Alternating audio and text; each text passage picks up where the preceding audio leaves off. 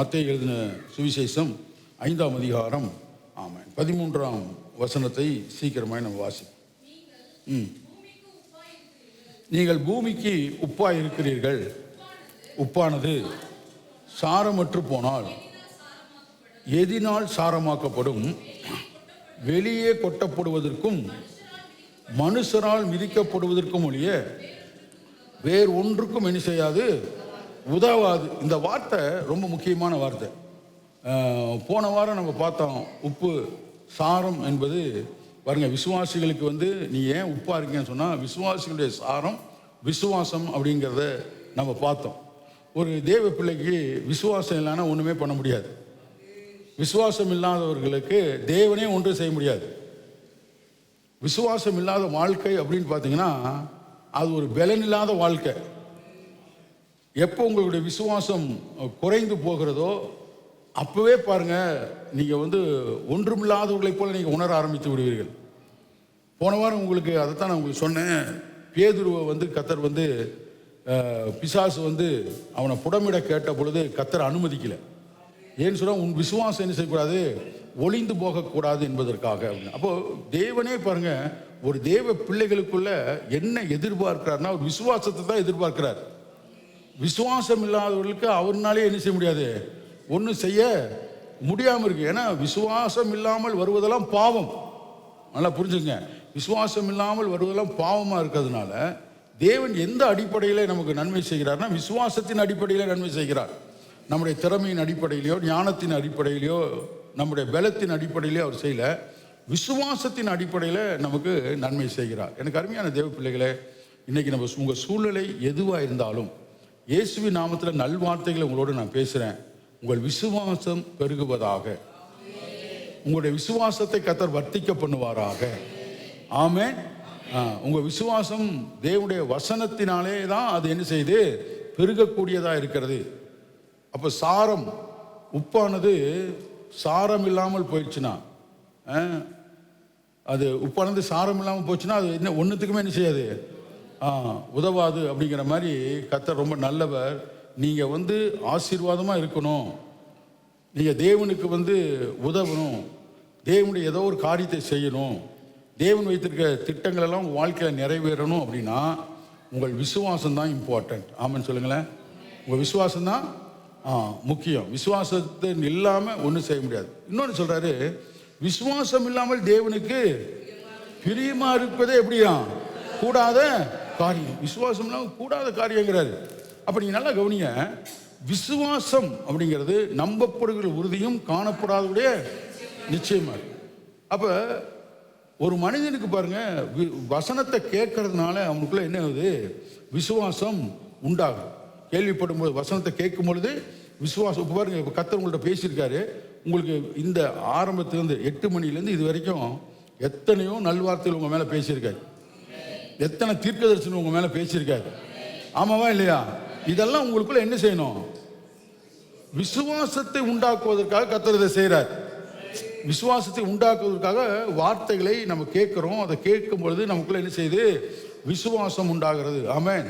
இப்போ விசுவாசம் உண்டாகும் போதுனால கவனிங்க, விசுவாசம் இல்லைன்னா நம்ம தேவனுக்கு எப்படி இருக்க முடியாதான், பிரியமாக இருக்க முடியாதுங்கிறார் பாருங்க. நல்லா நீங்கள் புரிஞ்சுக்கங்க. அப்போது இந்த விசுவாசம் எனக்கு இருக்கு அப்படின்னு சொல்லி தேவனை எப்படி பிரியம் உண்டாக்குறது அப்படின்னா, எப்படி நீங்கள் சாரம் உள்ளவங்களா இருக்காது, விசுவாசம் உள்ளவங்களா இருக்கிறதுனா, நீங்கள் வாயில் நீங்கள் சொல்லக்கூடிய அந்த விசுவாச அறிக்கை. ஆமாம், விசுவாச அறிக்கை. விசுவாசிக்கிறவன் பேசுகிறான். வேதம் சொல்லுது, நான் விசுவாசித்தேன் ஆகையால் பேசுகிறேன். எனக்குள்ள விசுவாசம் இருக்கு, அதனால என்ன செய்றேன், பேசுறேன். எனக்குள்ள விசுவாசம் இருக்கு, நான் பேசுறேன். என்ன, நான் சுகமடைந்து விடுவேன் என்ற விசுவாசம் எனக்கு இருக்கு. கர்த்தர் தம் தழும்புகளால் என்னை சுகமாக்கி விட்டார் என்ற விசுவாசம் எனக்குள்ள இருக்கிறதுனால நான் சுகமானேன் என்று பேசுகிறேன். உங்களுக்குள்ள விசுவாசம் இருக்குல்ல, நீங்க அதான் என்ன செய்யுங்க, பேசுங்க. ஆமென்.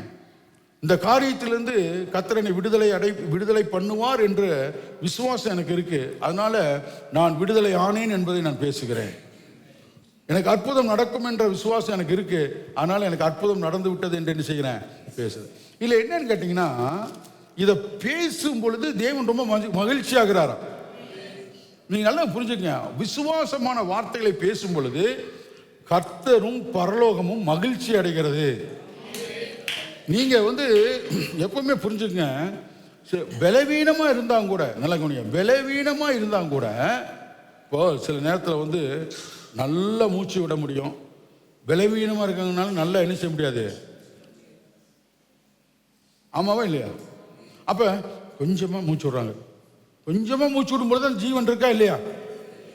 இருக்குல்ல. அது மாதிரி தான் நான் உங்களுக்கு சொல்றேன் பாருங்க, நல்லா கவனிங்க. நீங்க ரொம்ப சத்தமா பேசுறீங்க, நல்லது. பலவீனத்தில் உங்களால பேசவே முடியலனாலும் மெதுவா பேசினாலும் விசுவாச வார்த்தைகளை பேசுங்க, அது உங்களுக்கு ஜீவனை உண்டாக்கும். அது நன்மைகளை உங்களுக்கு கொண்டு வரும். அப்ப நீங்கள் இந்த உலகத்துக்கு உப்பாய் இருக்கிறீர்கள். விசுவாசுடைய சாரம் விசுவாசம். உங்க சாரமே இது. இப்போ நீங்க உங்களுக்கு விசுவாசம் மட்டும் போயிடுச்சு, உங்க நம்பிக்கை மட்டும் உங்களுக்கு போயிடுச்சுன்னு வச்சுங்க, நம்ம ஒன்றுக்குமே உதவ மாட்டோம். மக்களே நல்லா கவனிங்க. இன்னைக்கு நாம் இருக்கக்கூடிய நிலைமை எதுவானாலும் சரி, அதற்கு காரணம் என்னன்னா நம்ம விசுவாச குறைவு தான் காரணம். விசுவாசம் இல்லை, நம்பிக்கை இல்லை. நான் நல்லா சில பேர் நீங்க கேட்டு பார்த்தீங்கன்னா அவங்க நம்பிக்கை உள்ளதே பேச மாட்டாங்க. அதாவது நேற்றோ முந்தானத்துன்னு தெரியல, ஒரு நிகழ்ச்சி நான் பார்த்துட்டு இருக்கேன். ஒருத்தர் வெற்றி பெற்றவர்களுடைய நிகழ்ச்சி போடுவாங்க, அது ரொம்ப நல்லா இருக்கும், ஜெயித்தவர்கள். அப்போ அந்த பொண்ணு சொல்கிறா, எங்கள் அப்பா எனக்கு சொல்லி கொடுத்துருக்கிறாரு, யாரா உன்னை பார்த்து நல்லா இருக்காங்களான்னு கேட்டால் நல்லா இருக்கேன்னு சொல்லாத, சூப்பராக இருக்கேன், ரொம்ப ரொம்ப நான் சூப்பராக இருக்கேன் நீ சொல்லி எனக்கு சொல்லி கொடுத்துருக்காரு. அதை இதுவரைக்கும் நான் சொல்லிட்டு இருக்கிறேன். யார் நீ நல்லா இருக்கான்னு கேட்டாலும் சூப்பராக இருக்கிறேன், ரொம்ப ரொம்ப சூப்பராக இருக்கேன் அந்த பிள்ளை சொல்லுது. அப்போ எனக்கு ஆச்சரியமா இருந்துச்சு. பாருங்க, ஒரு எவ்வளவு பெரிய உங்களுக்கு ஒரு அறிவு உண்டாயிருக்கு பாருங்க. ஆனால் நம்ம விசுவாசிகளை கேளுங்க எப்படி இருக்கீங்கன்னு.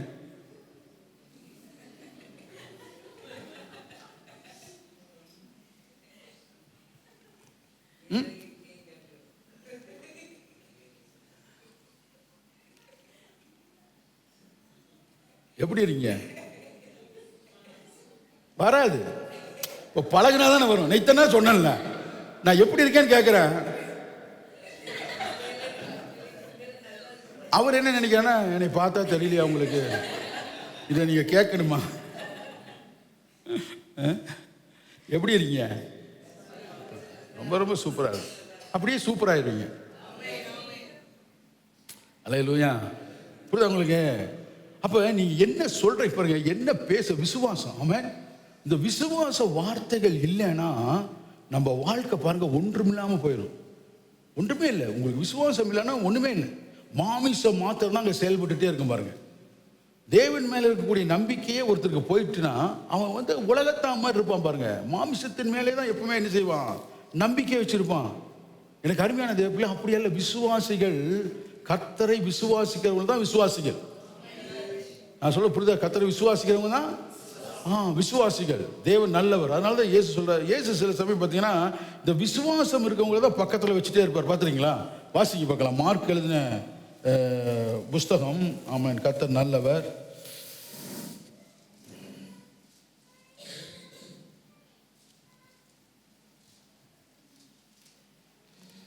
இல்லை சாரி, லூக்கா 8:51 வாசிங்க. லூக்கா 8:51 சீக்கிரமா. அவர் வீட்டில் வந்த பொழுது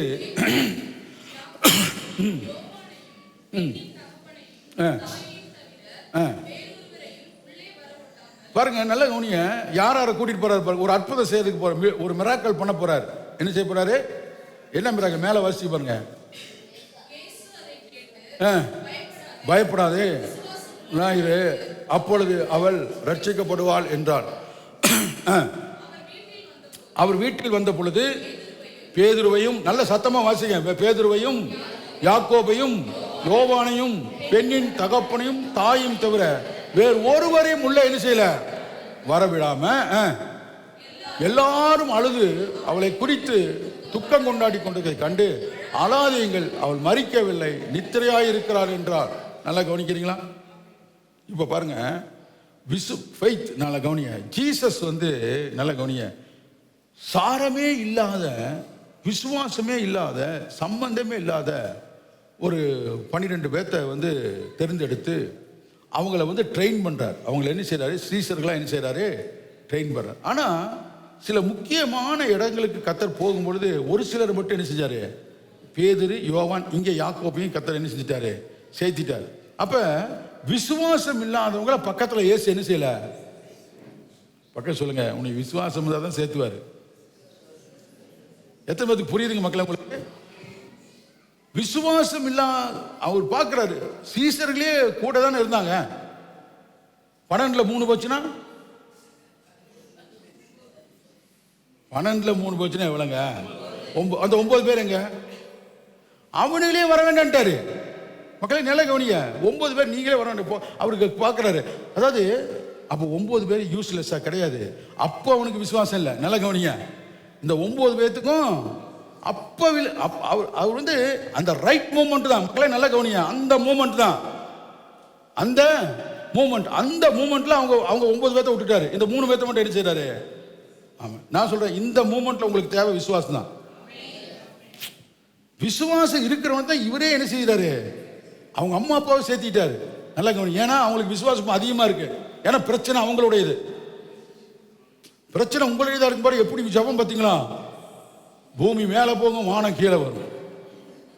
ஏன்னா பிரச்சனை யாருடையது, அவனுடையது. அவனுக்கு சம்பந்தம் இல்லாத பிரச்சனை போய் பாருங்க, போன நோண்டிட்டு இருப்பான்.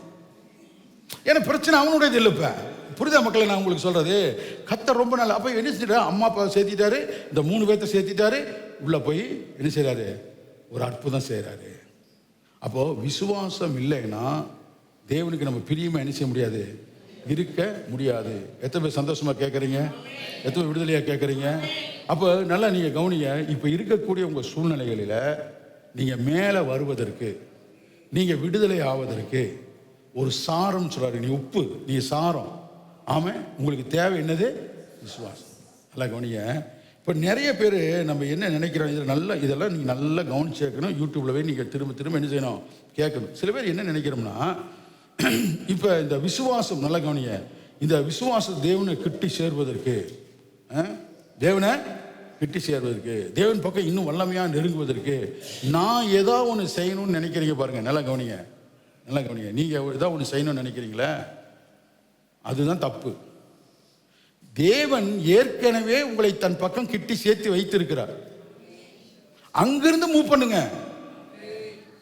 அவர்கிட்ட வர்றதுக்காக நீ ஒன்றும் செய்ய வேண்டாம். ஏற்கனவே நீங்க எங்க இருக்கீங்க, ஏற்கனவே நீங்க எங்க இருக்கீங்க. ஆமா, நீங்க வந்து போத்தனூர்ல வழி கேட்கிற மாதிரி. இப்ப சில நேரத்தில் நமக்கு தெரியாது பாருங்க, புது இடத்துக்கு போயிருப்போம், நம்ம போற இடத்துக்கு என்ன செஞ்சிருவோம், போயிடுவோம். நம்ம இருக்கிறதே நம்ம இடத்துக்கு போய் நின்றுட்டு இருப்போம். நம்ம எங்க போகணுமோ அங்க போயிடுவோம். ஆனா இடம் தெரியாது. யார்ட்டாச்சும் கேட்போம், சார் இந்த இடம் எங்க, இதுதான் சார் அது. எத்தனை பேருக்கு அந்த அனுபவம் இருக்கு? எனக்கு அந்த அனுபவம் இருக்கு. இதாங்க அந்த இடம் அப்படிமா, இங்க வந்துருச்சா, ஆமா இங்கதான் இடம். அந்த மாதிரி நீங்க ஏற்கனவே அவரோட தான் இருக்கிறீங்க. அங்கிருந்து கர்த்தர் செய்ய சொல்றது என்னன்னா, விசுவாசி, நம்பு. இன்னைக்கு இருக்க உன் சூழ்நிலை மாறும், என்னை நம்பு. அல்லேலூயா, விசுவாசமாயிரு. அல்லேலூயா. பாருங்க, இப்ப இன்னொரு வசனத்தை வாசிங்க. கர்த்தர் நல்லவர். மார்க்கு 5ஆம் அதிகாரம் 35, 36. கொஞ்சம் சீக்கிரமா வாசிங்க. மார்க்கு 5, 35, 36. பாருங்க, அவர் இப்படி பேசிக் கொண்டிருக்கையில் ஜெப ஆலய தலைமுறை வீட்டிலிருந்து சிலர் வந்து, உம்முடைய குமாரத்தை மரித்து போனால் இனி ஏன் போதகரை வருத்தப்படுத்துகிறீர் என்றான். அவர்கள் சொன்ன வார்த்தையை இயேசு கேட்டவுடனே ஜெபாலய தலைமை நோக்கி, பயப்படாது, விசுவாசம் உள்ளவனாயிரு. கைகளை தட்டுங்க பார்க்கலாம், நல்ல கைகளை தட்டுங்க. நல்ல சபையே, நல்ல கைகள், நல்ல, இன்னும் பத்தாது பாருங்க. நல்ல கவனிய. இப்போ வந்து ஜீசஸ் போற இடத்துல திரளான கூட்டம் போகுது. திரளான, எங்க போனாலும் வசனம் சொல்லுது, the multitude of people followed Jesus Christ. எண்ணிலடங்காத ஜனங்கள் இயேசுக்கு பின்னால் என்ன செய்கிறாங்க? போகிறாங்க. நல்லா கவனிங்க. இப்போ இத்தனை கூட்டத்தில் ஒருத்தர் வந்து நிற்கிறாரு. என்னன்னா, என் மகளுக்கு என்ன இல்லை, உடம்பு சரியில்லை, நீங்கள் வந்து என்ன செய்யுங்க, சுகப்படுத்துங்க நின்றுட்டு இருக்காரு. ஆனால் இவர் போகிற வழியில் பூரா யாராவது ஒருத்தர் வந்து இவருக்கு அற்புதம் நடந்துகிட்டே இருக்கு. அப்போ அவர் அந்த ஜபாலய தலைமை, ஐயோ என்னடா அப்படின்னு பதறிட்டு நிற்கிறாரு. அப்போ ஒருத்தர் வந்து சொல்கிறான், இனி வந்து போதகரை நீ தொந்தரவு பண்ணாத, இயேசுவை உன் மகன் என்ன செஞ்சுட்டாங்க, மறிச்சிட்டாங்க. நல்லா கவனிங்க. அவங்க மைண்ட் என்னன்னா, அவ்வளோதான், இனிமேல் ஒன்றுமே என்ன செய்ய முடியாது, செய்ய முடியாது. நீங்கள் கவனிங்க, இத்தனை கூட்டத்தில் எவ்வளோ சத்தம் இருக்கும் சொல்லுங்க. இப்போ நம்ம இவ்வளோ பேர் இருக்கும்ல, இப்போ சர்ச்சு முடிஞ்சோன்னு பாருங்க, என்ன சத்தம் பாருங்க.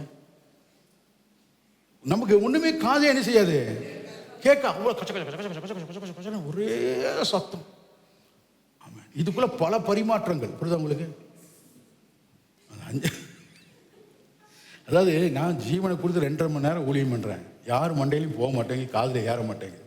ஆனால் அந்த முடிஞ்ச 5 நிமிஷத்தில் பல விஷயங்கள் இப்போ ஏறியது. எப்படி தான் பேசுகிறான்னு தெரியலைங்க. இப்படி போகும் பொழுது இந்த ட்ரெயின் 2 போகும் போறீங்களா? எத்தனை பேர் பார்த்துருங்க? உங்கள் ட்ரெயின் போகும், எய்த்தாப்பில் ஒரு ட்ரெயின் வரும். எத்தனை பேர் பார்த்துருங்க? ட்ரெயின்லேயே போனதில்லை. ஏசப்பா, எங்கள் ஜனங்களுக்கு பஸ்ஸில் போக உதவி செய்யுங்கப்பா, ட்ரெயினில் போக உதவி செய்யுங்கப்பா. புரியுதா உங்களுக்கு? ட்ரெயினில் போயிருக்கோம் இல்லையா? பாருங்கள், இப்படி போகும்போது அப்படிங்கும், அவ்வளோதான். அப்படிங்கிற இந்த ட்ரெயின் போயிடும், இந்த ட்ரெயின் நம்மளால அப்படி 2 பேரும் போகாம இருக்க அப்படிங்க.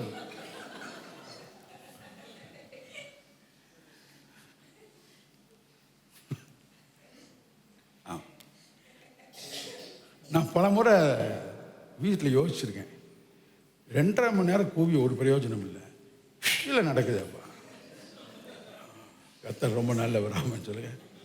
இப்போ என்ன நினைக்கிறான்னா, இதோட முடிஞ்சுது, இதுக்கு மேலே இயேசுனால என்ன செய்ய முடியாது, ஒன்றும் செய்ய முடியாது. ஆனால் நல்லா கவனிய, இத்தனை சத்தத்தில் இயேசு கரெக்டாக கேட்குறாரு. மக்களே, நான் சொல்கிறேன், உலகம் எங்கும் பெரும் சத்தம் உண்டானாலும் உங்கள் சத்தத்தை கவனமாக கர்த்தர் கேட்குறார். உங்கள் ஜெபத்தை அழகாக கேட்குறாரு. உங்களுக்கு விரோதமாக பேசுகிறாங்க பாருங்க, அதை கவனமாக கேட்குறாரு. உங்களுக்கு விரோதமாக காரியங்கள் நடக்குது பாருங்க, கர்த்தர் கவனமாக கேட்குறாரு. அது ஒன்று செயல்படாமல் பண்ணுவார், கர்த்தர் அற்புதங்களை செய்வார். ஆமான்னு சொல்லுங்க. இப்போ கவனமாக கேட்டுட்டு அவன் அப்படியே பாருங்க, கர்த்தரை முழு மனதோடு நம்பியிருக்கான், ஃபுல் ஃபெய்த்தில் இருக்கிறான். இயேசு வந்து இப்போ என்ன செய்ய போறாரு, சுகமாக்க போறாருன்னு.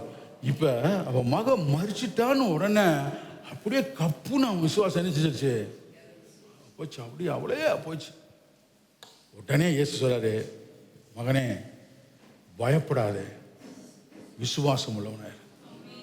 அப்படின்னு என்ன அர்த்தம்? நான் இருக்கப்பா உனக்கு, அவள் மறிச்சாலும் சரி, மறிச்சு 1 மாதம் ஆனாலும் சரி, நீ கவலைப்படாத, நான் வந்து அவளை உயிரோட எழுப்புவேன். விசுவாசம் உள்ளவன. இன்னைக்கு இயேசுவின் நாமத்தை உங்களுக்கு நான் சொல்கிறேன். ஆமென். சில காரியங்களை நம்ம டிசைட் பண்ணிடுவோம். நம்ம டிசைட் பண்ணிடுவோம், இது அவ்வளோதான், இதுக்கு மேலே ஒன்றும் என்ன செய்ய முடியாது. ஓகே, நம்ம அறிவுக்கு அதுதான். ஆனால் விசுவாசம் என்ன செய்யுதுன்னா, ஒரு புது ரேம்குள்ள நம்மளை கொண்டு போகுது, புதிய ஒரு உயர்வை கொண்டு வருகிறது. ஏன்னு சொன்னா, அது கர்த்தரை நம்புகிறதுனாலே உண்டாகிறது. இப்போ சில நேரங்களில் தேவன் ஏன் அப்படி செய்கிறார்னா, நம்ம திறமை, நம்ம முயற்சி, நம்ம வேலை, அவ்வளோதான் ஆண்டவரே. இந்த நிலைமைக்கு சில நேரங்களில் இதை நம்ம சொல்லணும்னு ஆண்டவர் விரும்புகிறார். என்னால் முடியாத ஆண்டவரே, உம்மால எல்லாம் முடியும், நான் ஒன்று இல்லைப்பா அப்படின்னு நம்ம சரண்டர் ஆகுறீங்க பாருங்க. அந்த சரண்டர் ஆக வேலையில கர்த்தருடைய அற்புதம் துளிர்க்க ஆரம்பிக்கும். இவன் வந்து ஆண்டவர்கிட்ட கோவிக்கல பாருங்க. என்ன ஆண்டவர், நான் எப்போ வந்தேன், நான் எப்போ வந்தேன், இவன் எப்போ வந்தான், நான் அப்போ இருந்து உங்கள் பின்னால் வந்துட்டு இருக்கேன், இவன் இப்போ தான் வந்தான், அவனுக்கு அற்புதம் செஞ்சு, இவனுக்கு அற்புதம் அங்கே செஞ்சு, இங்கே செஞ்சு, தேவையில்லாமல் அங்கே பேசி இங்கே பேசி எவ்வளோ நேரத்தை நீங்கள் வீணாக்கி, இப்போ மகளே இறந்து போயிட்டா, புலம்புல பாருங்க. ஆமாம், இன்னைக்கு நிறைய வீட்டில் புலம்பல். ஆமாம் சார், புருஷன்கிட்ட புலம்பல், அவன் தலையை பிச்சுட்டு எங்கேயாச்சும் ஓடலான்னு தான் இருப்பான். புலம்புறது பாருங்க, எப்போ பார்த்தா அந்த புலம்பல் இந்த புலம்பு, புலம்பி விசுவாசம் இல்லை. அதான் நான் சொல்றேன், புத்தி உள்ள ஸ்திரீ தன் வீட்டை கட்டுவான். விசுவாசம். அவ அதிகாலையில் எந்திரிக்கிறானா, லேட்டா தூங்குறானா. நாம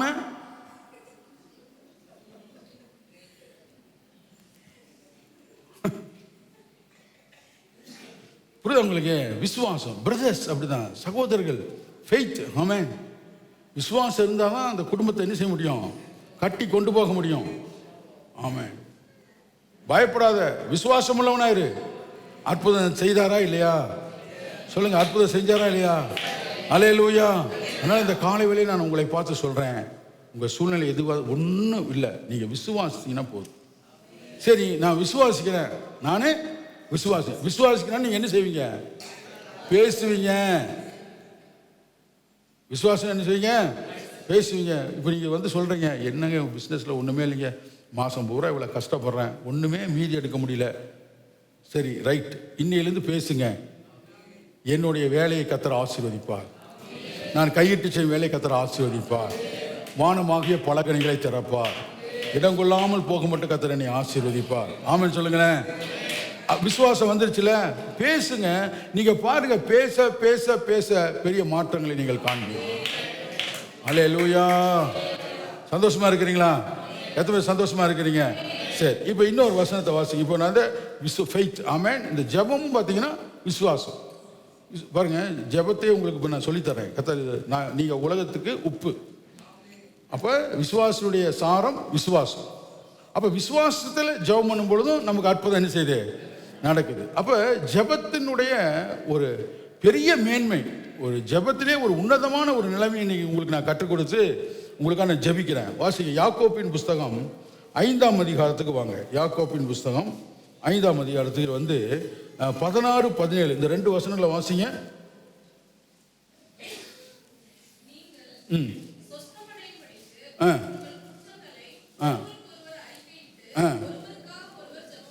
ஜெபம் பண்ணுங்கள். நீதிமான் செய்யும் ஊக்கமான வேண்டுதல் மிகவும் பலனுள்ளதாக இருக்கிறது. எலியா என்பவன் நம்மை போல பாடுள்ள மனுஷனாய் இருந்தும்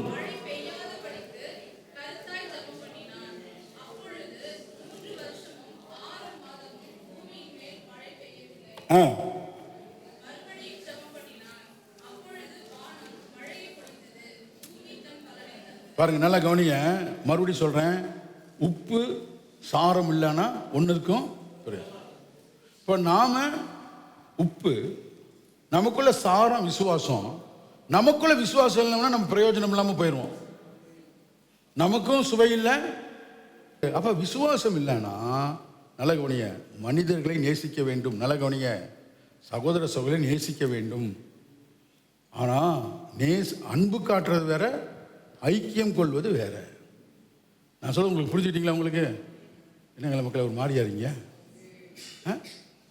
இப்போ விசுவாசம் இல்லைன்னா ஒன்றுமே இல்லை. அப்போ விசுவாசத்தினால தான் தேவனுக்கு பிரியமா இருக்க முடியுது இல்லையா? இயேசுவே நான் உங்களுக்கு காட்டினேன், விசுவாசம் இல்லாதவங்கள என்ன செஞ்சிட்டாரு, அந்த இடத்துக்கு கூட்டிகிட்டு போகல. சில நேரத்தில் நீங்கள் பாருங்கள், மக்களை நல்லா கவனிச்சு, நீங்களே நம்மளுக்கு எல்லாத்துக்கும் அந்த அனுபவம் இருக்கு. ஒரு ஜெபத்துக்கு கர்த்தர் நியமிச்சவங்க தான் வருவாங்க பாருங்க. இந்த மக்கள் ஒரு மாதிரியா இருக்கீங்க? கர்த்தர் யாரை நியமிக்கிறாங்களோ அவங்கள தான் என்ன செய்கிறாரு, அந்த ஜெபத்துக்கு மட்டும், ஜெப வேலையில் மட்டும் பாருங்க அந்த அற்புதம் நடக்கும். ஏன் தெரியுங்களா? இன்னைக்கு வந்து கொஞ்சம் ஒரு கூட்டம் வரும், அடுத்த ஜெபத்துக்கு இந்த கூட்டம் வராது, அந்த கூட்டம் வரும். எல்லாரும் நல்லவங்க தான், ஆனால் அப்போ உங்கள் மனநிலை எப்படி இருக்குன்னு ஆண்டவர் பார்ப்பார். அந்த ரைட் மூமெண்ட். ஏன்னா நீங்கள் ரைட் மூமெண்ட்டில் உங்களுக்கு விசுவாசம் வந்தால் எங்கே வந்திருப்பீங்க? அப்போ உங்களுக்கு ரைட் மூமெண்ட்டை வர முடியலன்னு உங்களுக்கு என்ன இல்லை, ஏதோ கவலையோ ஏதோ பாரமோ என்னமோ என்ன செஞ்சிட்டு இருக்கு, உன்னை வந்து போட்டு குழப்பிட்டு இருக்கு. அப்போ அவங்கள கொண்டது வந்தால் ஜெபமே குழம்பிடும். புரியுதா உங்களுக்கு? அதனால தான் விசுவாசம், நல்ல கவனிங்க, விசுவாசத்தோடு 2, 3 பேர் அவருடைய நாமத்தில் எங்கே கூடுகிறார்களோ அவர் மத்தியில் அவர் இருக்கிறார். இப்போ விசுவாசம் இல்லாமலே அவர் வந்து ஒதுக்கி வச்சுட்டு விசுவாசம் உள்ளவனை கூப்பிட்டு அற்புதம் செஞ்சார். அடுத்து நான் உங்களுக்கு சொல்கிறேன், தேவன் எந்த சூழ்நிலையிலும் நமக்கு சொல்றது என்னன்னா, விசுவாசம் விட்டுறாத, அற்புதம் செய்யறது நான். உனக்கு விசுவாசம் இல்லைன்னா உனக்கு ஒன்றும் செய்ய முடியாது. என்ன பிரச்சனை தலைக்கு மேலே போனாலும் சரி, நீ எப்படி இரு, விசுவாசமா இருந்தீங்கன்னா போதும், நான் உனக்கு என்ன செய்வேன், அற்புதம் செய்வேன். அதைத்தான் இந்த காலை வேளை இந்த நல்ல செய்தி கர்த்தர் உங்களுக்கு சொல்றாரு. ஒத்துக்கொள்ளுங்க. ஆமாம், ஒத்துக்கொள்ளுங்க. நம்ம இருக்கிற நிலைமைக்கு என்ன குறைவு சொல்லுங்க, விசுவாசம். மக்களே நல்லா கவனிங்க. சில நேரத்தில் சில பேர் பாருங்க, இந்த வசனத்தை வந்து பயங்கர மனப்போடமா படபட படபட படபடன்னு சொல்லுவாங்க. ஆனால் என்ன இருக்காது, வசனத்தை மனப்பாடம் பண்றது நல்லது. மனப்பாடம் பண்ணின வார்த்தைகளை நம்பணும். அல்லேலூயா. ஓகே, இங்கே நான் உங்களுக்கு சொல்றேன். அடுத்து நான் உங்களுக்கு சொல்றேன். இப்ப கருத்தாய் ஜெபித்தா எப்படி ஜெபிச்சாரு? அப்ப ஒரு விசுவாசி விசுவாசத்தோட ஜெபம் பண்ணணும்.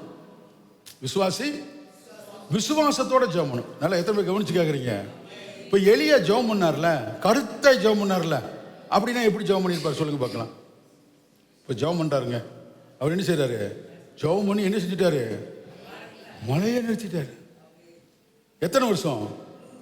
3.5 வருஷம் மழை வரவே. ஆமாம், மழையை நிறுத்திட்டாருங்க. அப்போ எப்படி ஜெபம் பண்ணியிருப்பாரு சொல்லுங்க பார்க்கலாம். அதுதாங்க எப்படி ஜெபம் பண்ணியிருப்பாருங்க. இப்போ ஜெபம்னா எப்படி எல்லாம் பண்ணலாம் சொல்லுங்க பார்க்கலாம். மக்களே சொல்லுங்க, உங்களுக்கு டைம் கொடுக்குற, கொஞ்சம் உங்கள் மனதுக்குள்ளே போகட்டும். ஜெபம்னா எப்படி எல்லாம் பண்ணலாம்? சும்மா சொல்லுங்க. திறந்த மனதோட ஜெபம் பண்ணுறோம் சொல்லுங்க. இப்போ ஜெபம்னா உங்கள் மைண்டில் எப்படியெல்லாம் வருது பாருங்க. எல்லாம் பண்ணுங்க, எப்படியெல்லாம் ஒவ்வொருத்தர் ஜெபம் பண்ணுறாங்க இல்லையா? 40 நாள் ஜெபம், 21 நாள் ஜெபம், நேர்முழங்காலில் ஜெபம், குப்புறப்படுத்து ஜெபம், தாள விழுந்து ஜெபம், உருண்டு ஜெபம், பிறண்டு ஜெபம். உங்களுக்கு நேர்முழங்காலே நின்று ஜெபம். எனக்கு தெரிஞ்ச ஒரு பையன் இருக்கான், உப்பு போட்டு ஜெபம் பண்ணுவோம். உப்பு போட்டு முழங்கால் நிற்பான். அவன் இன்னைக்கு ஆண்டவருக்குள்ளே இல்லை. ஏன்னா கர்த்தர் சிலுவையில் மறிச்சது அவன் நம்பல, முழங்கால் உப்பு போட்டு அடிக்கிறது நம்புறான். அதெல்லாம் இப்போ ஆண்டவருக்குள்ளே அது இல்லை. அதெல்லாம் அந்த கேஸ்லாம் ஓடி போயிடுச்சு. எப்படியோ ஜெபம் இருக்குல்ல சொல்லுங்க. இப்போ நான் நீங்கள் மழையை எப்படி ஜெபம் பண்ணுவோம் கொஞ்சம் கற்பனை பண்ணி பாருங்க. ஆனால் எலியா கருத்தாய் ஜெபம் பண்ணார், சாரத்தோடு ஜெபம் பண்ணார்ல, விசுவாசமாக ஜெபம் பண்ணார்ல. அவருடைய ஜெபம் எப்படிப்பட்ட ஜெபம் உங்களுக்கு காட்டுறேன் பாருங்க. கருத்தாய் ஜெபம் பண்ண மழையே நிறுத்திட்டாருன்னா உங்களுக்கு மைண்டில் வந்து வரணும், நீங்கள் எப்படிலாம் ஜெபம் பண்ணுறது ஆண்டவரே, இப்படி ஜெபம் பண்ணட்டுமா, அப்படி ஜெபம் பண்ணட்டுமா, அங்கே ஜெபம் பண்ணணும், இப்படி ஜெபம். அவர் எப்படி ஜெபம் பண்ணார் பாருங்க. வாசிங்க 1 ராஜாக்களின் புஸ்தகம் 17ஆம் அதிகாரம் 1ஆம் வசனத்தை வாசிங்க பார்க்கலாம். 1 ராஜாக்கள் 17:1 வாசிங்க.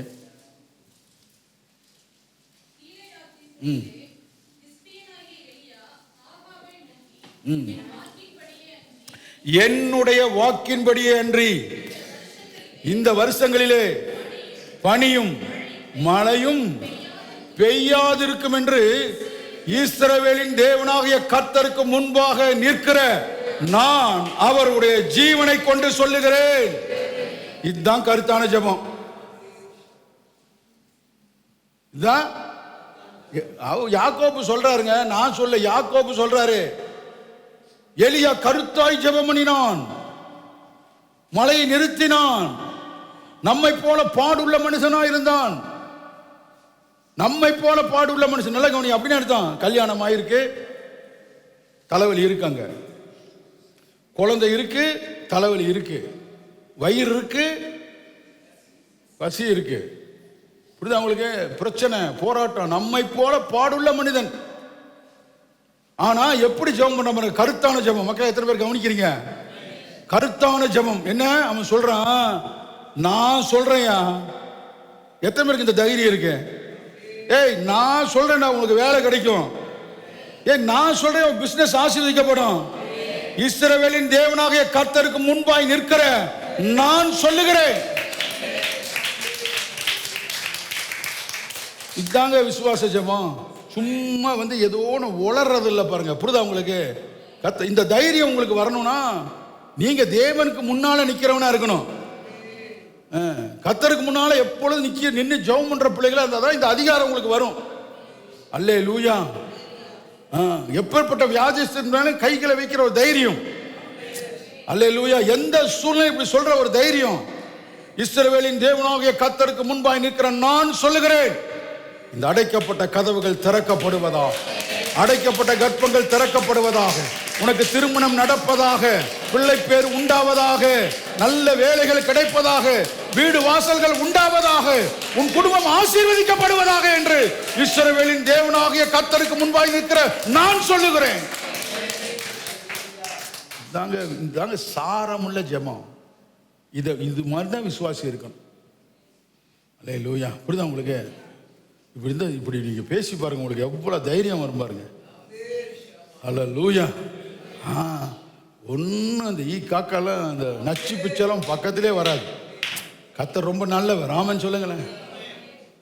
இதுதான் இதைத்தான் தேவன் எதிர்பார்க்க. இதைத்தான் ஆண்டவர் என்ன செய்றாரு? எதிர்பார்க்கிறார். மீண்டும் ஜெபம் பண்ணினா மழை வந்துச்சு. இதான் கருத்தான ஜெபம். எத்தனை பேர் இப்படி ஜெபம் பண்ண போறீங்க? வருதா அந்த விசுவாசம்? இஸ்ரவேலின் தேவனாகிய கர்த்தருக்கு முன்பாய் நிற்கிற நான் சொல்லுகிறேன். அதாவது நான், சில பேர் சொல்ல நான் அல்ல நீன்னு சொல்றோம்ல, நான் அல்ல. நான் அப்படின்னா பெருமை. சில பேர் எப்படி நினைச்சுக்கோங்க, நான் அல்ல இயேசுவே என்னில் வாழ்கிறா, அது வேற. புரியுதா உங்களுக்கு? நாம இல்ல, இயேசு நம்மள்ட்ட இருக்கிறனால தான், ஆவியார் நம்மள்ட்ட இருக்கிறனால தான் இந்த அப்படி கெத்தை கொடுக்குறாரு. நான் சொல்றது உங்களுக்கு புரியுதா உங்களுக்கு? அவர் நமக்குள்ள இருக்கிறனால இந்த கெத்து.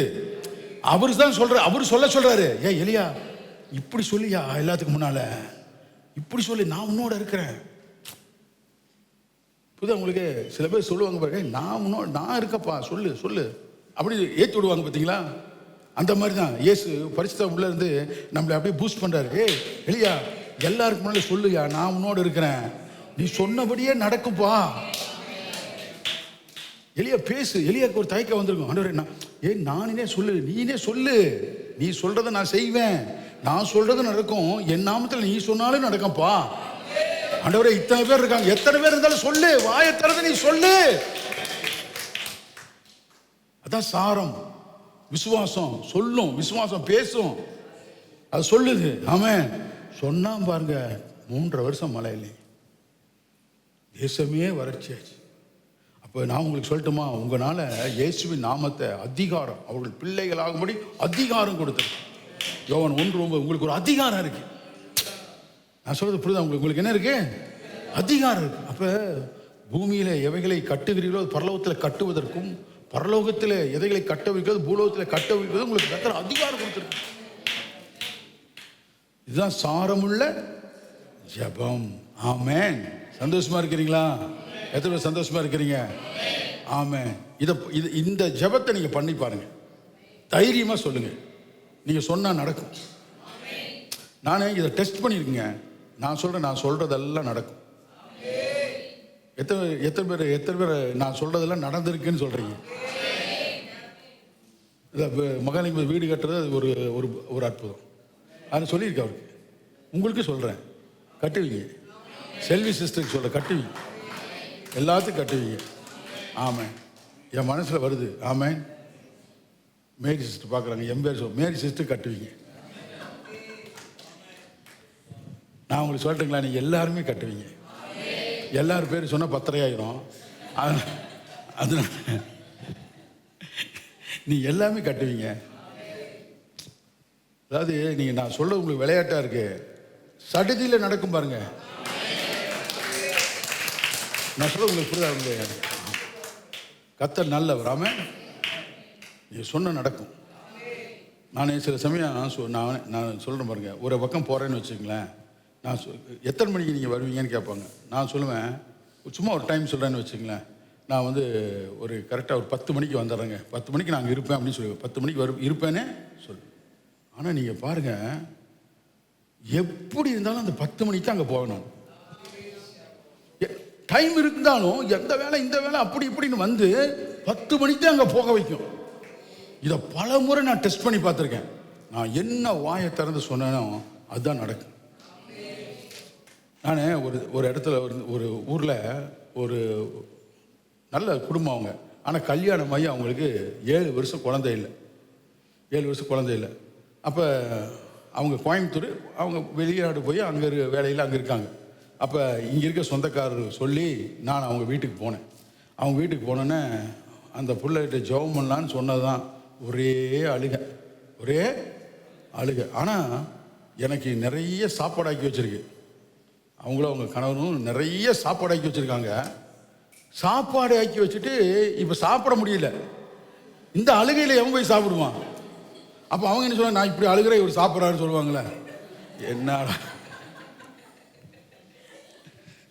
எனக்கு இவன் அழுகை பார்க்கறதா சாப்பாட்டை பார்க்கறதா அப்படின்னு சொல்லிட்டு நானும் கொஞ்ச நேரம் உட்காந்துட்டேன். அப்போ நான் சொன்னேன், ஜெபம் பண்ணலாமா அப்படின்னு சொல்லிட்டு ஜெபம் பண்ணி ரொம்ப நேரம்லாம் ஜெபம் பண்ணல.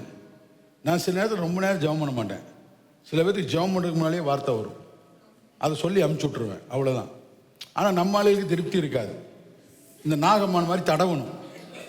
அவன் நாகம்மான் என்ன சொல்கிறான் பார்த்தானா, இவர் என்ன என்னை தடவி ஆயில் மசாஜ் எல்லாம் பண்ணி நமக்கு அப்படியெல்லாம் சொல்லுவார்னு பார்த்தா இவன் என்னமோ போய் என்ன செய்யுது, போய் யோர்தானில் முங்குன்னு சொல்கிறானே. அந்த மாதிரி சில நம்ம ஜெபம் அப்படி தான் இருக்கும்.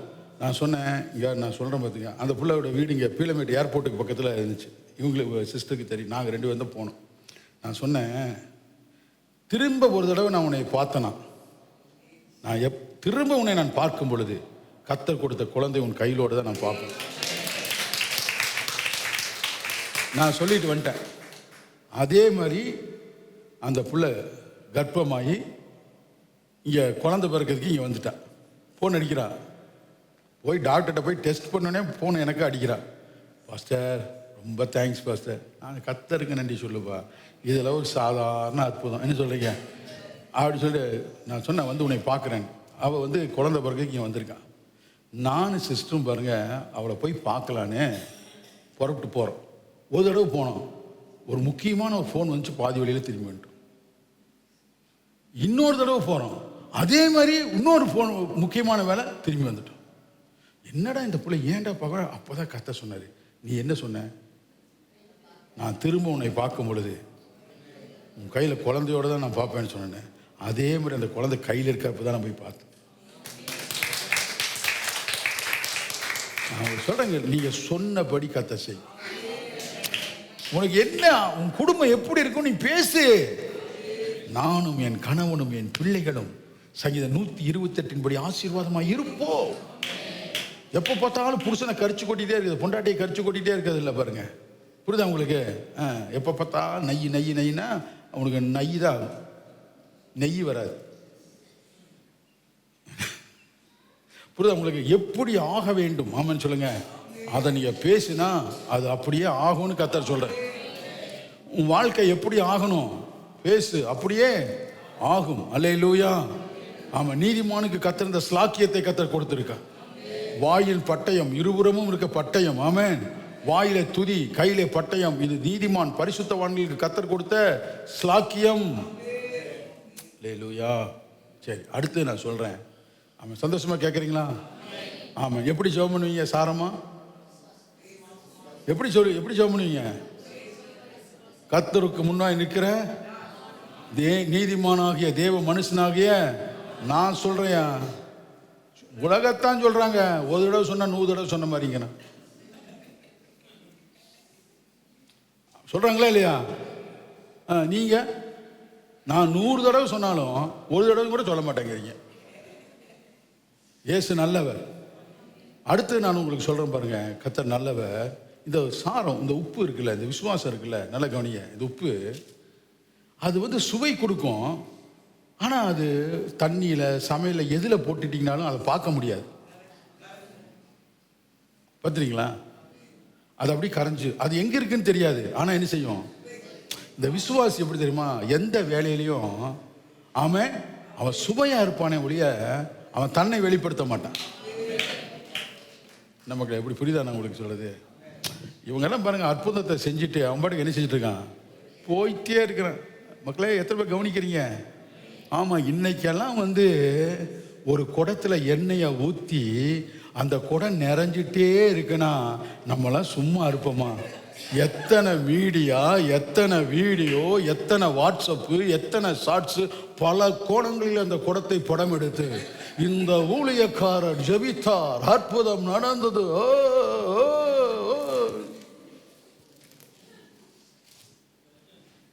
சொல்லுவாங்களே, செய்ய மாட்டோமா? சொல்லுங்க. ஒருத்தனுக்கு காது கேட்டுச்சுன்னா இவனுக்கு படுத்துற பாடு அவனுக்கே, எனக்கு காது கேட்காம இருந்தாவே நல்லதுங்க.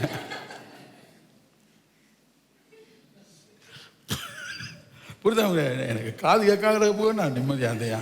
இந்த காது கேட்டு இவனுக்கு எனக்கு படுத்துற பாடு இருக்கு பாருங்க, கொஞ்சம் நஞ்சம் இல்லைன்னா அவனே நொந்து நூடில்ஸ் ஆயிடுவான். அப்படிதான் இவனுக்கு படுத்துறது. மனுஷன் பெருமை. புரியுதா உங்களுக்கு? அவனை பிரஸ்தாபப்படுத்திக்கிறதுக்கு என்ன, இதே அவன் பண்ணுற தப்பு எடுத்து போடுவானா? நான் இந்த மாதிரி தப்பு பண்ணேன், நீங்கள் இந்த மாதிரி பண்ணாதீங்கன்னு அவனை வீடியோ எடுத்து போடுவானா? அது செய்ய மாட்டேன். நல்லா கவனிங்க மக்களை, நல்லா கவனிங்க. எவ்வளவு காரியம் நடந்த இந்த சாரம் உப்பு இருக்குது. விசுவாசி இருக்காங்க பார்த்தீங்களா? ஒரு சர்ச்சிலே பாருங்க, செஞ்சா அவனை அவன் தெரியவே செய்யாது. அவங்க தன்னை வெளிப்படுத்தவே மாட்டாங்க, மறைந்தே இருப்பாங்க. இன்றைக்கி நான் உங்களுக்கு சொல்லட்டுங்களா, சத்தியத்தை ஃபுல்பிட்லேருந்து நான் சொல்கிறேன், நல்லா கவனிங்க. இன்னைக்கு நாங்கள், நீங்கள், இந்த தேசம், இதெல்லாம் இன்னைக்கு ஆசீர்வாதமாக இருக்குன்னா நாம் ஜெபிக்கிறோம். அதை விட மறைவாக எத்தனையோ பரிசுத்தவான்கள் ஜெபித்து கொண்டு இருக்கு. வெளியவே தெரியாமல் ஜெபிக்கிற ஒரு கூட்டம் இருக்குங்க. அந்த கூட்டத்தினால தான் இன்னைக்கு எல்லாம் காப்பாற்றப்படுகிறார்கள். கர்த்தருடைய இரக்கம், சாரம், அதான் சாரம். அது வெளியே தெரியாது, ஆனால் சுவையாக இருக்கு. ஒரு சின்ன ஒரு காரியத்தை சென்று தம்பட்டு அடிக்காது. புரியுதா உங்களுக்கு? நான் அது சாரம் இல்லை, அது விசுவாசி கிடையாது, அது கரையாத உப்பு. ஆமான்னு சொல்லுங்க. இப்போ உங்கள் வீட்டுக்கு போகிறீங்க, இப்போ சமைக்கிறீங்க, அருமையான ஒரு மட்டன் ஆக்குறீங்க, அருமையான சிக்கன் ஆக்குறீங்க, அருமையான பிரியாணி ஆக்குறீங்க. ஆமாவே இல்லைங்களா? இப்போ பழைய சோறா சாப்பிட போகிறீங்க, ஆமான்னு சொல்லுங்களேன். அப்படியே நடக்கும். போய் நல்லா சாப்பிடு, உப்பு கல்லுகள்லாம் இருக்குதுங்க. சிக்கன் மேலே அந்த இது தூவுன மாதிரி, வெங்காயம் தூவுன மாதிரி உப்பாக இருக்குது. எல்லாத்துலேயும் உப்பாக என்ன செய்யிருக்கு?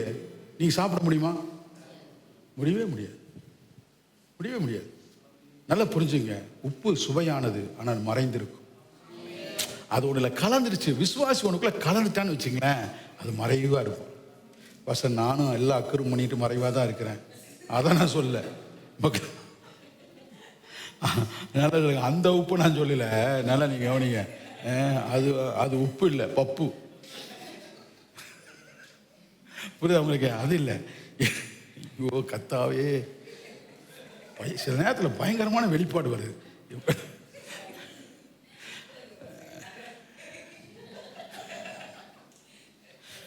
அதனால் தேவன் ரொம்ப நல்லவன். எப்பவுமே நம்ம எப்படி இருக்கோம் அப்படின்னா, உப்பு மாதிரி மறைந்து தேவனுடைய நாமத்தை மகிமைப்படுத்தும். அல்லேலூயா. எவ்வளோ பெரிய அற்புதங்கள் எல்லாம் செஞ்சுட்டாங்க. அப்படியே போயிட்டே இருந்தாங்க.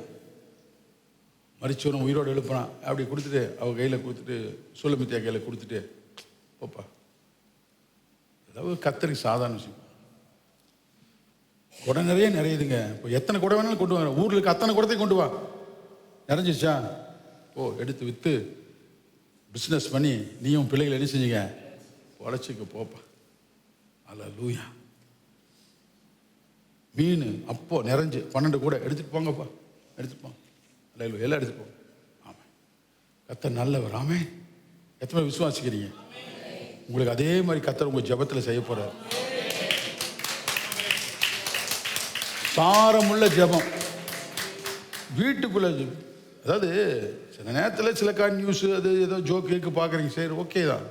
ஆனால் அதிகபட்ச நேரத்தில் பேசுங்க உங்கள் வீட்டுக்குள்ள. ரட்சிப்பின் கம்பீர சத்தத்தை பேசுங்க. என் வீடு சமாதானம் நிறைந்த வீடாக இருக்கும். ஆமாம், அல்லேலூயா. எங்கே பாருங்க, சில உண்மையாக சொல்லுங்கள், சில வீடுகள்லாம் நீங்கள் பார்த்தீங்கன்னா ஒரு நல்ல சாப்பாடு ஆக்கணும்னா பொருள் இருக்காது. சாப்பாடு ஆக்கணும்னா பொருள் இருக்காது. அவங்களுக்கு ஆக்கணும்னு ஆசையாக இருக்கும், ஆனால் நல்ல பொருள் இருக்காது. என் கண்ணில் பார்த்து நான் சொல்கிறேங்க. ஆமாம், உங்கள் வீட்டில் தானியம், எண்ணெய், தேவை எல்லாம் நிறைஞ்சிருக்கும். நீங்கள் பேசணும். ஆமா, நீங்க பேசணும். பேசு. உயர்ந்த ஆடைகள், ஐஸ்வர்யங்கள் என் வீட்டில் நிறைந்திருக்கும். கர்த்தருக்கு முன்பாய் நிற்கிற நீதிமான், என் வீட்டில் ஐஸ்வர்யம் நிறைந்திருக்கும், ஆஸ்தி நிறைந்திருக்கும், பொக்கிஷம் இருக்கும், என் தலைமையில் ஆசீர்வாதம் இருக்கும், எனக்கு சுகம் இருக்கும், என் வீடு கர்த்தருடைய வீடு. ஆமென் சொல்லுங்க. கர்த்தருக்கு முன்பாய் நிற்கிற நீதிமான் நான் சொல்றேன். ஹல்லேலூயா. அந்த தைரியம், அந்த கத்து வரணும், கட்ஸ் வரணும். பக்கம் சொல்ல, அந்த கட்ஸ் வரணும். எப்போ வரும்? கர்த்தருக்கு முன்னாடி நின்னாதான் வரும். நீ டிவிக்கு முன்னால் நின்னா என்ன வரும்? சீரியலுக்கு முன்னால் நின்னா என்ன வரும்? அதுதான் வரும்.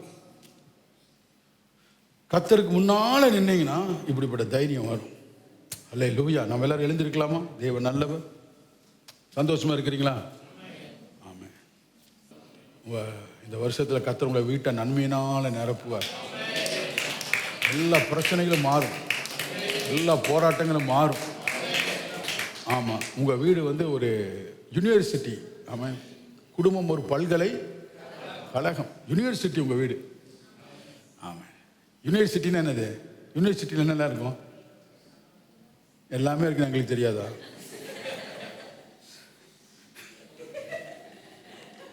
எப்படி பாருங்க, மளிகை கடையில் இருக்கு, எல்லாமே இருக்கும்.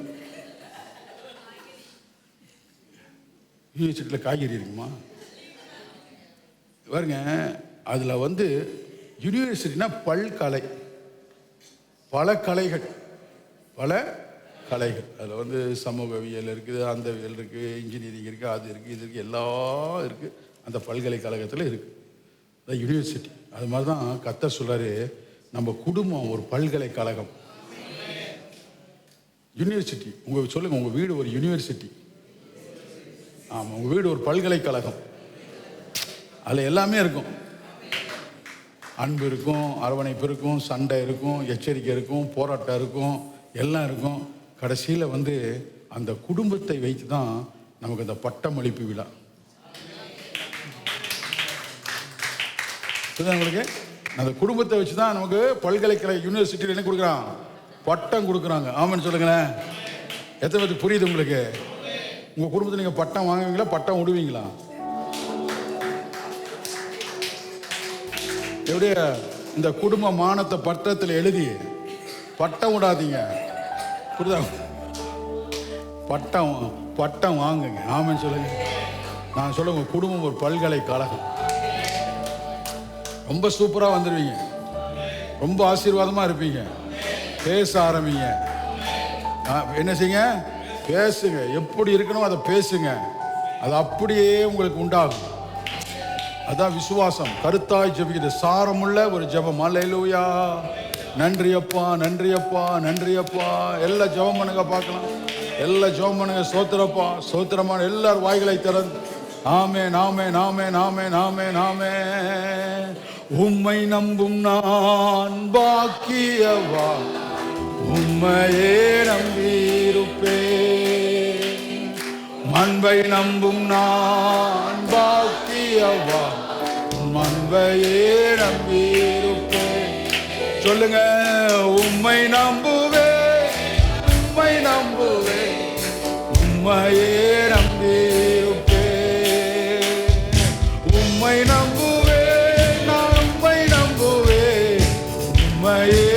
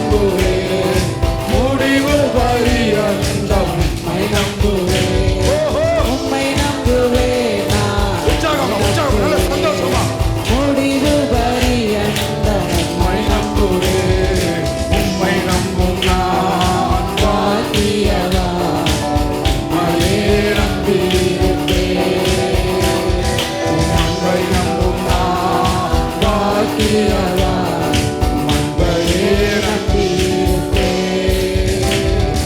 உம்மை நம்பும் மனிதர்கள் யாவரையும் உம் கிருபை சூழ்ந்து கொள்ளும். உம்மை நம்பும் மனிதர்கள் நல்ல ஆடி பாடி, நல்ல ஆடி பாடி, நல்ல அசைந்து, நல்ல கைகளை தட்டி ஆடி பாடி. குற்றப்பட்டு போவதில்லை, ஒரு நாள் நீங்க வெட்கப்பட்டு போக மாட்டீங்க. வெட்கப்பட்டு போவதில்லை, குற்றப்பட்டு போவதில்லை, நான் வெட்கப்பட்டு போவதில்லை. உம்மை நம்புவேன், முடிவு பரியந்தம் உம்மை நம்புவேன். உம்மை நம்புவேன், முடிவு பரியந்தம் உம்மை நம்புவேன். உம்மை நம்பும் நான் பாக்கியவா உம்மையே நம்பியிருப்பேன். உம் அன்பை நம்பும் நான் உம்மையே நம்பியிருப்பேன். அல்லேலூயா. கர்த்தரை நம்புறீங்க. இது பாருங்க, இந்த மாதிரி பாட்டெல்லாம் நீங்க பாடிட்டு இருந்தாவே உங்களுக்கு அற்புதம் நடந்தது. உங்க வீட்டில் உட்காந்து இந்த மாதிரி பாட்டை என்ன செய்ய, பாட்டை பாடினாவே இந்த மாதிரி விசுவாசமான பாட்டு எடுத்து பாடணும். ஸோ நடக்க சொல்லி தாங்க ஆண்டவரே, என்னை பாருங்க ஆண்டவரே, என்னை தெரியாத ஆண்டவரேன்னா ஒன்றும் நடக்காது. ஆமாம், அதெல்லாம் கொஞ்சம் அந்த பாட்டெல்லாம் கொஞ்சம் அங்கே வைங்க. ஆமாம் ஆமாம், அது எப்பயாச்சும் பாட வேண்டியதான். ஆனால் விசுவாசமான பாட்டை பாடுங்க மக்களே. உங்கள் மேலே அளவு கடந்த அன்பு கிறிஸ்துவுக்குள்ளே நான் வச்சிருக்கனால நான் உங்களை பார்த்து இன்னைக்கு காலை வேளை நல்ல வார்த்தை சொல்கிறேன். நிச்சயமாக நீங்கள் நல்லா இருப்பீங்க. உங்களை வெட்கப்பட்டு போக கர்த்தர் விடவே மாட்டார். உங்களை தலை குனிந்து போக கர்த்தர் விடவே மாட்டார். இன்னைக்கு நான் அப்படியே அந்த ஸ்பிரிட்டை நான் உணர்றேன். உங்கள் தலையை நல்ல கவனிங்க, அவரது வலது கை, ஆமென், உங்களை தலை மேலே இருக்கிற ஒரு வலது கை உங்களுடைய அப்படியே இந்த இப்படி நான் பார்க்குறேன், இப்படி நான் ஸ்பிரிட்டில் உணர்றேன். உங்கள் அப்படியே இந்த தலையை இங்கே வாங்க சார், இந்த கர்த்தருடைய இதை நான் பார்க்குறேன். இப்படி திரும்ப இல்லைங்க, இப்படி குமிச்சிருங்க. இப்படி நான் சொல்கிறேன், இப்படி இருக்கிறவங்க எல்லாம் இன்னைக்கு நான் சொல்கிறேன் பாருங்க, கர்த்தருடைய கை வந்து அப்படி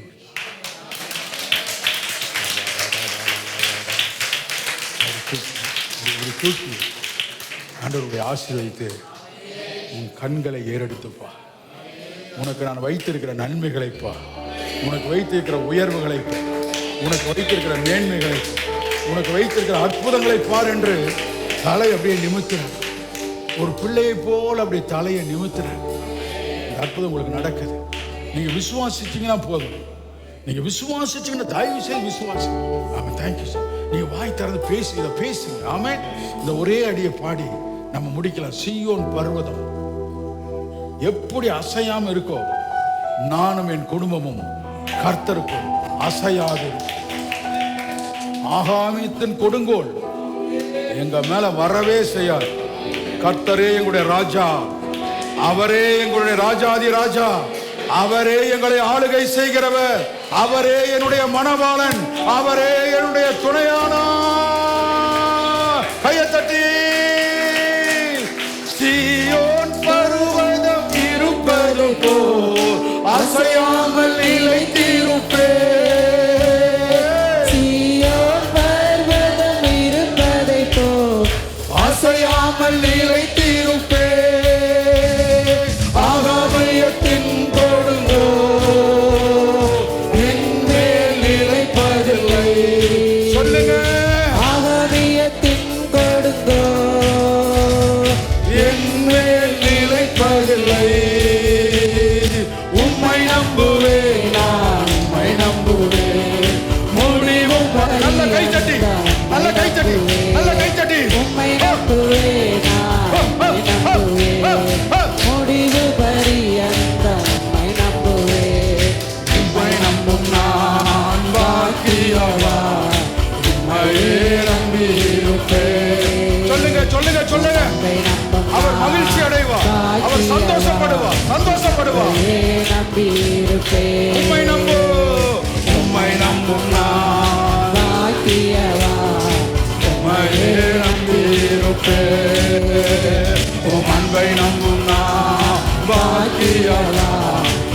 உம்மையே நம்பியிருப்பேன்.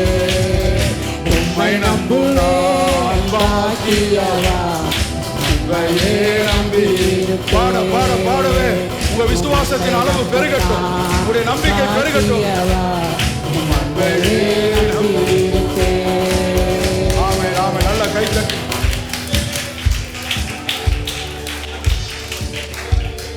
அப்பா, உங்களுடைய அன்பு பிள்ளைகளை ஆசீர்வதித்து அனுப்பு. நீங்க அந்த விசுவாசத்தை வர்த்திக்க பண்ணதுக்காக உமக்கு நன்றி. நீ விடுதலை செய்ததுக்காய் நன்றி. இன்று கண்ணீர் யாவும் துடைக்கப்பட்டதற்காய் நன்றி. ஆண்டவரே, அவங்க வீடுகளிலே நிலவுகிற ஒரு இனம் புரியாத பயம், இனம் புரியாத ஒரு தனிமை, ஒரு நம்பிக்கையே இல்லாம முடங்கி கிடக்கிற சூழ்நிலை, கண்களிலே கண்ணீர், கண்கள் பூத்து போனதை போல பலனிழந்த ஒரு வாழ்க்கை, எல்லாவற்றையும் இன்னைக்கு மாற்றி இருக்கிறீங்க. இன்னைக்கு உங்களுடைய வலதுகரம் தூக்கி இருக்கு. உங்களுடைய வலதுகரம் உங்களுக்கு அற்புதம் செய்திருக்கு. அவர்களை மடங்கடித்த எல்லாவற்றையும் நீர் மடங்கடித்து விட்டு, அந்த நுகங்களை எல்லாம் நீர் உடைத்து விட்டு, அற்புதங்கள் நடந்து விட்டது. இந்த வருடம் நீ சொன்னது போலவே எங்களை சாரமுள்ளவர்களாய் மாற்றி விசுவாசத்தில் வர்த்திக்க பண்ணி எங்களுக்கு அற்புதங்களை நீ செய்ய போவதற்காய் ஸ்தோத்திரம். எலியாவை போல கருத்தாய் ஜெபிக்கிற அந்த வல்லமையினாலே எங்களை நீ நிரப்பும்படியாய் நாங்கள் ஜெபிக்கிறோம். இயேசுவின் நாமத்தில் ஜெபிக்கிறோம் நல்ல பிதாவே.